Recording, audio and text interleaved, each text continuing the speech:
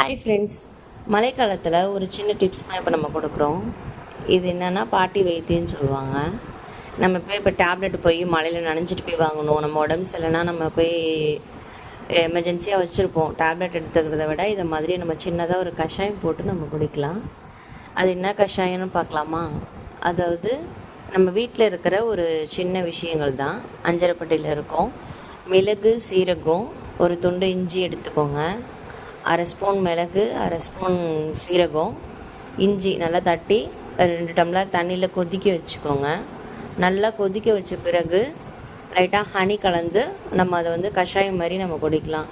உடம்பு வலி, நம்மளுக்கு சளி, ஜலதோஷம், ஜுரம் இது வந்து இருந்துச்சுன்னா நம்மளுக்கு கொஞ்சம் கிளியர் ஆகிடும். ஹெல்த்தும் இது வந்து நம்மளுக்கு கிளியர் பண்ணி நோய் எதிர்ப்பு சக்தியை அதிகப்படுத்தும். ரொம்ப ஹெவி ஜுரமாக இருக்குன்னா உள்ளங்கை அளவுக்கு பப்பாளி இலையை நல்லா எடுத்து கழுவி வாஷ் பண்ணி அது கூட கொதிக்க வச்சு குடிச்சிக்கோங்க. இது ட்ரை பண்ணி பாருங்கள். No side effect.